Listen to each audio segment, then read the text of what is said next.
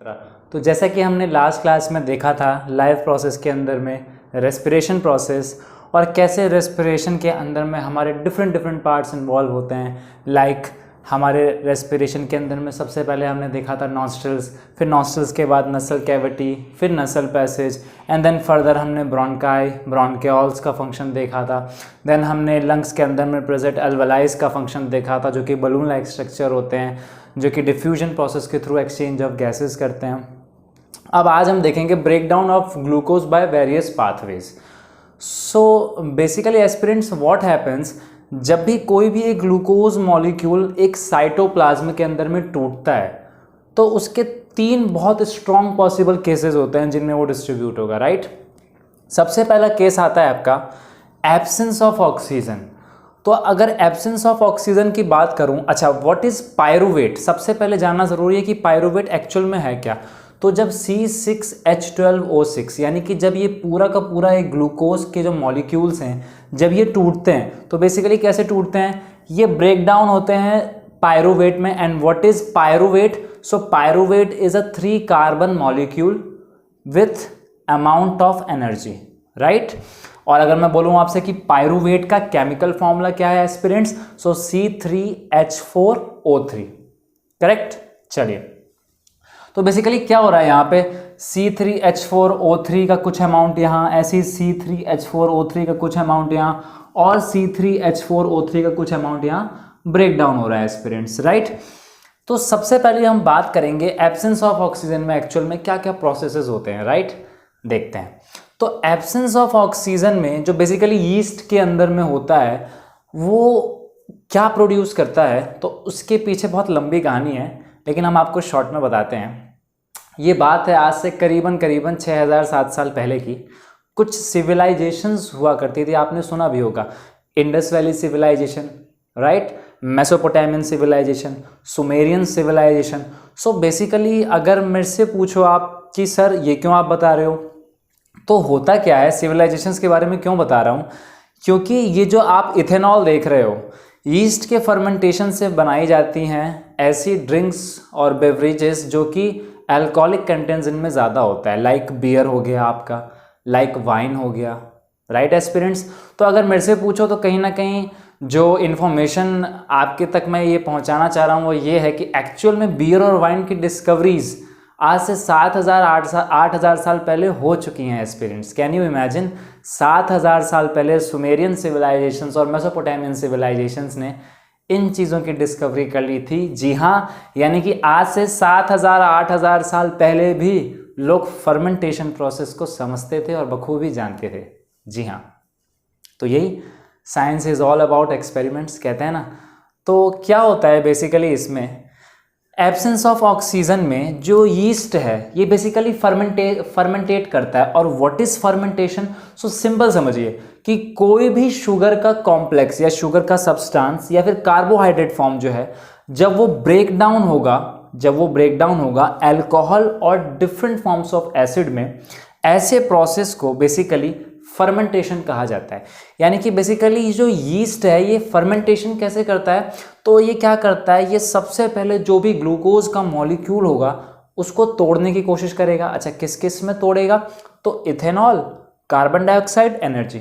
हम जानते हैं एस्पिरेंट्स इथेनॉल का फॉर्मूला होता है C2H5OH, राइट। चलिए, तो बेसिकली ये एब्सेंस ऑफ ऑक्सीजन में हो रहा है। तो those reaction which takes place in the absence of oxygen is known as anaerobic respiration, right. यानी कि कहीं ना कहीं एनारोबिक रेस्पिरेशन को अगर हम शॉर्ट और कंसाइज वे में लिखें तो कैसे लिख सकते हैं, when C6H12O6 breaks down into pyruvate, further pyruvate gives us 2 molecules of C2H5OH plus 2 molecules of carbon dioxide, right aspirants. यानी कहीं ना कहीं हमको इथेनॉल और कार्बन डाइऑक्साइड मिल गया, ठीक है। अच्छा इसमें एनर्जी कितनी रिलीज होती है सर, तो एनर्जी इसमें 2 ATP रिलीज होती है। तो क्या सर हमारी बॉडी में भी होता है, बिल्कुल होता है, अगले प्रोसेस में समझाएंगे। लेकिन उससे पहले जानिए कि दुनिया में जितने भी यीस्ट होते हैं जो कि मोस्ट कॉमन यीस्ट हैं, कौन सा ऐसा यीस्ट है जिससे सबसे ज़्यादा अल्कोहलिक ड्रिंक्स और बेवरेजेस बनाए जाते हैं, वो है आपका सैक्रोमाइसिस कैरवीसिया। यानी कि ये जो सैक्रोमाइसिस कैरविसिया है इससे बनाया जाता है। ये एक्चुअली में एक यीस्ट का नाम है, साइंटिफिक नेम। तो ये जो सैक्रोमाइसिस कैरविसिया है इससे आपका बनाया जाता है दुनिया भर में most of the alcoholic drinks like beer as well as wine. Right aspirants, तो हमने देखा कि कैसे 7,000-8,000 साल पहले एक्चुअल में ये वाइन और बियर डिस्कवर हो चुके हैं। ईरान में डिस्कवर हुआ, Iraq, Turkey, Istanbul, basically those areas which are near by Mesopotamian civilization, near by Tigris river. ठीक है, आप लोगों ने हिस्ट्री में पढ़ा होगा। चलिए देखते हैं दूसरा प्रोसेस हमारी बॉडी में। अभी हम बात कर रहे थे एब्सेंस ऑफ ऑक्सीजन में, तो एक्चुअल में ये हमारी बॉडी में भी होता है लेकिन लैक ऑफ ऑक्सीजन। हम ऐसा तो नहीं कह सकते कि हमारे सेल्स में बिल्कुल ही ऑक्सीजन प्रेजेंट नहीं है ना। ऐसा तो बिल्कुल भी नहीं हो सकता पॉसिबल, क्योंकि हमारी बॉडी में कभी ना कभी तो भाई ऑक्सीजन किसी न किसी पार्ट में पहुंचेगा, देर सवेर पहुंचेगा, राइट। लेकिन प्रेजेंस उसकी या तो ज़्यादा होगी या उस पर्टिकुलर पार्ट में कम होगी।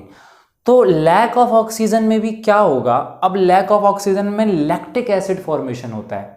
ऐसा क्यों होता है, रीज़न समझिए। मान लीजिए किसी इंसान ने बहुत देर तक रनिंग करी, ठीक है, वो काफ़ी दौड़ के आया और एकदम से एग्जॉस्ट है, वो उसको पानी नहीं मिल रहा पीने के लिए। अब रनिंग करते करते उसके बाद वो एकदम से बैठा, फिर अगेन वो उठा, फिर दोबारा रनिंग करने लगा और ये प्रोसेस वो कंटिन्यू कर रहा है।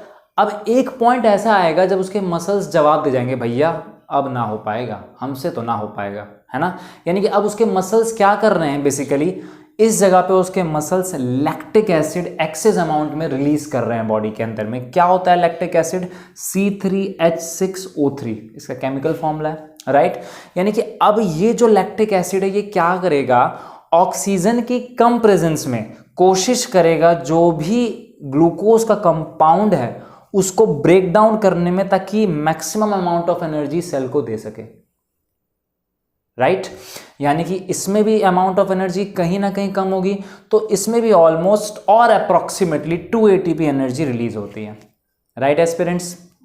तो हमने देखा, इसीलिए आपने देखा होगा जितने भी फुटबॉल मैचेस होते हैं या क्रिकेट मैचेस होते हैं या even the athletes, they basically what they carry with them, अपना सिपर साथ में रखते हैं, या फिर कोई एक आदमी उनके साथ होता है जो कि उनका या तो फिटनेस कोच होगा या फिर उनका जो असिस्टेंट होगा, कुछ भी कह लो आप, वो हमेशा उनको सिपर से पानी देता रहता है या एनर्जी ड्रिंक प्रोवाइड करता रहता है। तो ध्यान रखिएगा, आप कोई भी स्पोर्ट्स खेलते हैं या हैवी वर्कआउट करते हैं एस्पिरेंट्स, तो उस टाइम आपकी बॉडी एग्जॉस्ट होती है बहुत ज़्यादा। तो अगर एग्जॉस्ट होगी तो कहीं ना कहीं ऑक्सीजन की सप्लाई हर पार्ट में प्रॉपर्ली पहुंचे ऐसा ज़रूरी नहीं है। तो जिस एरिया में भी ऑक्सीजन सप्लाई, मान लो कि भाई मेरा इस शोल्डर में ऑक्सीजन की सप्लाई कम हो गई, तो अब मान लो मैं रनिंग कर रहा हूँ, ऐसे करके भाग रहा हूँ, तो प्रेशर भागने में मैं अपना पूरा मूवमेंट और फ्लो लगा रहा हूँ, तो अचानक से क्या हो सकता है, मेरे हाथों में मसल क्रैम्प आ गया, या फिर मैं बहुत स्पीड में भाग रहा हूँ तो मेरे लेग्स में मसल क्रैम्प आ गया। तो उस एरिया में बेसिकली क्या हुआ, अब एक्सेस अमाउंट में लैक्टिक एसिड रिलीज होने लगा बॉडी, उस सेल में, उस साइटोप्लाज्म में, वो जो पर्टिकुलर एरिया है वहाँ पे जो ग्लूकोज है वो एक्सेस अमाउंट में क्या हुआ, लैक्टिक एसिड बनाने लगा। और वो लैक्टिक एसिड इतना ज़्यादा बनने लग जाता है कि वो मसल क्रैम्प वहाँ पे हमारे जो है वो अपीयर हो जाते हैं, राइट। अच्छा, तो सर मसल क्रैम्प से बचा कैसे जाए, इसका इलाज भी है। कभी भी अगर मसल क्रैम्प्स आते हैं किसी को, तो हमेशा उसको गर्म पानी से नहाना चाहिए भाई। यानी कि बेसिकली वार्म वाटर करो, ठीक है, गर्म पानी करो, या फिर स्टीम बाथ लो, ठीक है, उससे नहाओ। दूसरी चीज़, इसके जैसे स्पोर्ट्स पर्सन्स वगैरह होते हैं, जनरली व्हाट दे डू, तो ये अपना एक पूरा थेरेपी करा देते हैं जिसको हम बोलते हैं massage therapy, because of like hand massage और शोल्डर मसाज, तो मसाज थेरेपी होती है। मसाज थेरेपी से क्या होगा सर, तो मसाज थेरेपी से क्या होगा, अब जहाँ जहाँ लैक्टिक एसिड फॉर्मेशन हुआ है वहाँ पे ब्लड फ्लो कराना तो बहुत ज़रूरी है ना भाई। और जैसे ही आपने भाई मसाज किया या फिर एक्सेस अमाउंट ऑफ आपने वहाँ पे गर्म पानी डाला भाई, तो क्या होगा, वो जो लैक्टिक एसिड है धीरे धीरे दोबारा से रिएक्ट करेगा, और कहीं ना कहीं रिएक्ट करके जो बॉडी के अंदर में जो भी प्रेजेंस होंगे वाटर H2O मॉलिक्यूल्स वगैरह, उन साथ रिएक्ट करके दोबारा से फिर वो एक लिक्विडिटी बना देगा, वो फ्लो हो जाएगा और ऑक्सीजन सप्लाई भी उस पार्ट में पर्टिकुलरली फ्लो होने लग जाएगी। यानी कि क्या हुआ, बेसिकली जो ब्लड सर्कुलेशन था वो अच्छा हो जाएगा बॉडी में। कहते हैं ना, हमारी बॉडी में from tip to toe blood circulation अच्छा होना चाहिए, तो हमारे ऑर्गन्स भी हेल्दी रहते हैं। ब्लड अगर प्रॉपर्ली फ्लो हो रहा है तो हमारे कभी भी मसल क्रैम्प्स वगैरह भी नहीं आएगा, है ना। प्रॉपर्ली सारे हमारे जितने भी हैं हैंड्स, मसल्स, फाइबर्स, ठीक है, टेंडन्स, लिगामेंट्स, सब प्रॉपर्ली काम करेंगे, राइट एस्पिरेंट्स। चलिए, तो लैक्टिक एसिड देखा हमने, उसे केमिकल फॉर्मूला देखा। फिर आता है आपका, यानी कि अगर हम बोलें सीधा सीधा सिंपल, लैक ऑफ O2, तो C6H12O6 will give 2 molecules of lactic acid, right. चलिए, और सम अमाउंट ऑफ एनर्जी, क्योंकि इसमें भी एब्सेंस ऑफ ऑक्सीजन है, यानी कि ऑक्सीजन की कमी है, तो 2 ATP एनर्जी रिलीज होता है। अब इंपॉर्टेंट आता है जो एक्चुअल में हमारी बॉडी में भाई होता है साइटोप्लाज्म में, और साइटोप्लाज्म के अंदर भी माइटोकॉन्ड्रिया में होता है। क्या होता है भाई? Aerobic respiration. Those respiration which takes place in the presence of oxygen in the powerhouse of cell, which are known as mitochondria, are known as aerobic respiration, right aspirants? तो aerobic respiration में क्या होता है? In the presence of oxygen and in the presence of mitochondria, which is also known as powerhouse of cell, ये जो carbon dioxide break होगा, water break होगा और एनर्जी ब्रेक होगा, ये हमको 3 चीज़ें मिलती हैं। कैसे? C6H12O6 ग्लूकोज का केमिकल फॉर्मूला, ब्रेक डाउन किस में हुआ? 6 कार्बन डाइऑक्साइड में, 6 वाटर मॉलिक्यूल में, और सबसे important point aspirants, 38 ATP energy release होती है। अब आप देखो, कंपेयर करो, यहाँ पे 2 ATP एनर्जी रिलीज हो रही थी, यहाँ पे भी 2 ATP रिलीज हो रही थी, अप्रॉक्सीमेटली 2-3 ऐसी रिलीज होती हैं इनमें। लेकिन जहाँ पे प्रेजेंस ऑफ ऑक्सीजन था, यानी कि माइटोकॉन्ड्रिया ने क्या किया? Excess amount of ATP release किए होंगे, वहाँ हमको या तो 36 ATP ऑफ एनर्जी मिली माइटोकॉन्ड्रिया ने रिलीज की, या फिर 38 ATP। ठीक है, अब इसमें भी डिफ्रेंशिएशन होता है, और इसमें भी हम डिफ्रेंशिएट कर सकते हैं यूकैरियोट्स और प्रोकैरियोट्स। जनरली दुनिया में जितने भी यूकैरियोटिक ऑर्गेनिजम्स होते हैं, they are capable of producing approximately 36 ATP of energies, while those organisms which are prokaryotes, they can produce the energy up to 38 ATPs, right? तो ये भी बहुत इंपॉर्टेंट पॉइंट है। चलिए, तो I hope break down of glucose आपको समझ में आया होगा। हमने क्या देखा, सिंपली एक बार रिकॉल करते हैं चीज़ों को। ग्लूकोज जो होता है वो सबसे पहले क्या है? 6 कार्बन मॉलिक्यूल, ठीक है, 12 हाइड्रोजन और 6 ऑक्सीजन एटम। तो ये बेसिकली क्या करते हैं? सबसे पहले पायरुवेट बनाते हैं। What is pyruvate? तो pyruvate is a 3 carbon molecule chain, ठीक है, जिसका फॉर्मूला होता है C3H4O3, और ये फर्दर ब्रेक डाउन होता है 3 प्रोसेसेस में, ठीक है, विद द एनर्जी। और वो एनर्जी कहीं ना कहीं absence of oxygen, lack of oxygen और प्रेजेंस ऑफ ऑक्सीजन में डिवाइड होती है, राइट। तो इथेनॉल मिला एब्सेंस में, लैक ऑफ ऑक्सीजन में lactic acid, presence of oxygen में CO2, वाटर और energy. High amount of energy मिली किस में? प्रेजेंस ऑफ ऑक्सीजन में। लो अमाउंट ऑफ एनर्जी सबसे कम किस में मिली? एब्सेंस ऑफ ऑक्सीजन और लैक ऑफ ऑक्सीजन में, राइट। तो हमने इसके डिफरेंट प्रोसेसेस देखे। हमने देखा कि भाई कैसे यीस्ट जो है, उस यीस्ट का नाम भी देखा क्या है। यीस्ट का नाम था सैक्रोमाइसिस सेरेविसिया, ठीक है, जो कि बहुत कॉमन यीस्ट है, जनरली बियर और वाइन बनाने में यूज़ होता है। तो I hope break down of glucose by various pathway भी आपको आज समझ आया होगा कि कैसे हमारा इस सेल में सेलुलर रेस्पिरेशन एक्चुअल में होता है एस्पिरेंट्स, और डिफरेंट फंक्शंस कैरी ऑन होते हैं साइटोप्लाज्म में। चलिए, thanks for joining aspirants Mantra. Have a great day.